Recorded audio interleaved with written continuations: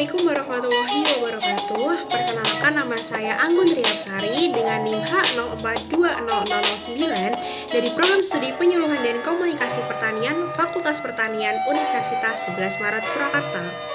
Di video kali ini, saya akan memberikan penyuluhan mengenai pembuatan pupuk bokasi terhadap persediaan bahan organik pada lahan pertanian guna meningkatkan hasil produksi tanaman padi. Tanpa berlama-lama lagi, langsung saja kita saksikan bersama. Happy watching! Bismillahirrahmanirrahim. Assalamualaikum warahmatullahi wabarakatuh. Selamat sore Bapak Ibu sekalian, yang terhormat Ketua Kelompok Tani Desa Paripan serta Bapak Ibu sekalian yang saya hormati.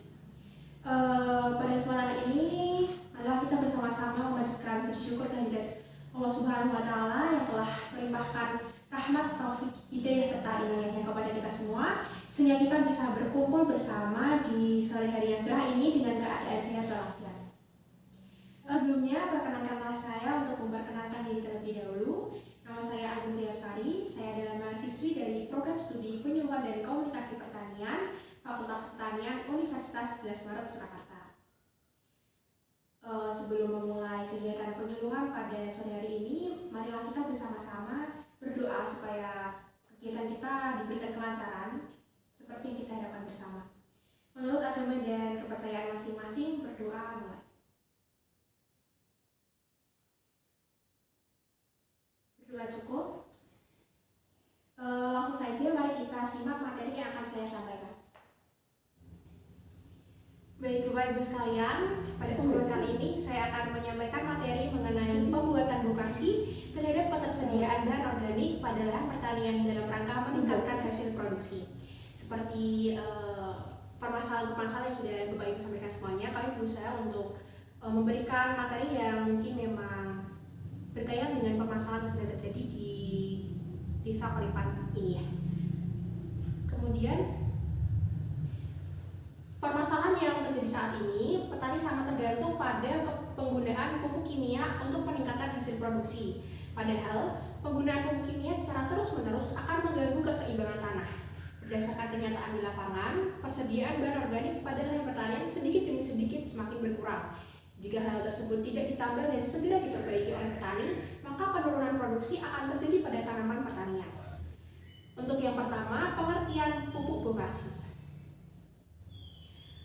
Bokasi adalah pupuk kompos yang dihasilkan dari proses fermentasi atau perakian pada bahan organik dengan teknologi EM4, efektif mikroorganisme 4. Mikroorganisme sendiri dan senyawa organik pada pupuk bokasi memberikan pengaruh terhadap peningkatan unsur hara sehingga menunjang pertumbuhan tanaman. Kemudian poin yang kedua yaitu manfaat pemakaian pupuk bokasi.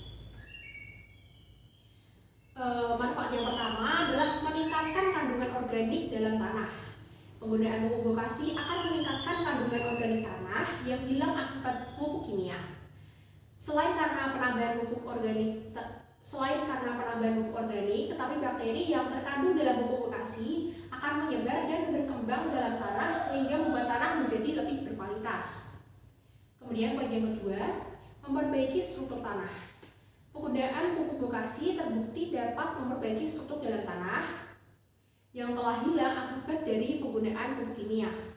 Penggunaan bakteri baik sebagai bahan komposer dapat meningkatkan bakteri-bakteri baik yang ada di dalam tanah.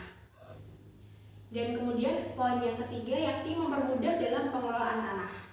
Tanah yang telah menjadi gembur akan lebih mudah diolah baik dalam menggunakan peralatan manual maupun penggunaan bajak. Pengolahan tanah yang mudah akan membantu petani sehingga energi yang dikeluarkan juga akan semakin kecil. Kemudian poin yang ketiga, pengaruh efektif mikroorganisme yang terkandung dalam pupuk bokasi.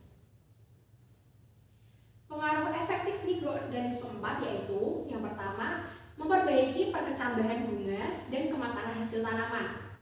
Yang kedua, memperbaiki lingkungan fisik, kimia, dan biologi tanah serta menekan pertumbuhan hama dan penyakit tanah. Yang ketiga, meningkatkan kapasitas fotosintesis tanaman. Kemudian yang keempat, menjamin perkecambahan dan pertumbuhan tanaman yang lebih baik. Serta yang terakhir, meningkatkan manfaat bahan organik sebagai pupuk. Kemudian poin yang terakhir yakni cara pembuatan pupuk vokasi.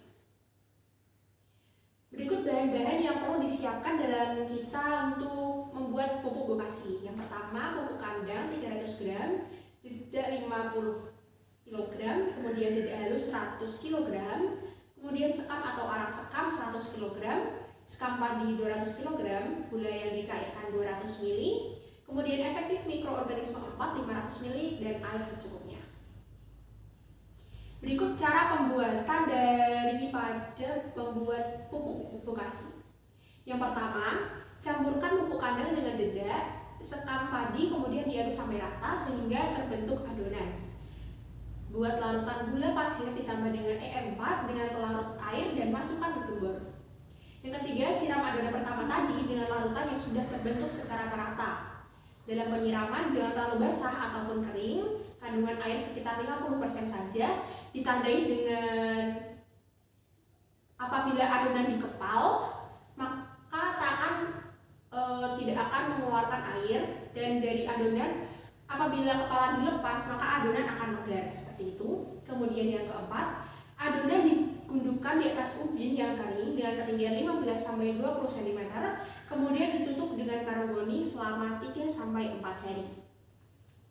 Yang kelima, pertahankan suhu gundukan adonan dari 40-50 derajat Celcius. Jika suhu lebih dari 50 derajat Celcius, bukanlah karung penutup dan gundukan adonan dibolak-balik.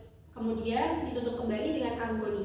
Karena suhu tinggi yang dapat mengakibatkan vokasi menjadi rusak karena tidak adanya proses pembusukan seperti itu. Pengecekan suhu ini dapat dilakukan dalam setiap 5 jam sekali. Dan yang terakhir, setelah 4 hari, vokasi telah siap terfermentasi dan siap untuk digunakan. Untuk mempermudah Bapak Ibu sekalian dalam mencerna bagaimana cara pembuatan pupuk ini, akan saya tayangkan bagaimana cara pembuatan dalam bentuk video.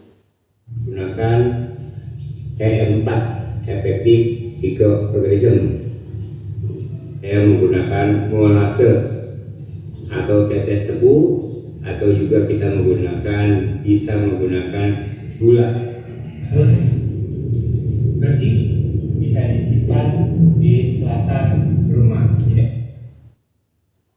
Saya rasa materi telah saya sampaikan. Semoga apa yang saya sampaikan tadi dapat bermanfaat dan Bapak Ibu semuanya bisa mengaplikasikannya dengan baik sehingga bisa meningkatkan produksi ataupun hasil tani dari kebun Bapak Ibu semuanya, seperti itu. Saya sendiri mohon maaf apabila dalam penyampaiannya terdapat banyak kesalahan. Semoga kita bisa bertemu kembali di dalam keadaan yang baik pula. Sekian dari saya. Assalamualaikum warahmatullahi wabarakatuh. Waalaikumsalam warahmatullahi wabarakatuh. Demikian yang dapat saya sampaikan. Kurang lebihnya mohon maaf. Sampai jumpa di kesempatan berikutnya. Assalamualaikum warahmatullahi wabarakatuh. Bye.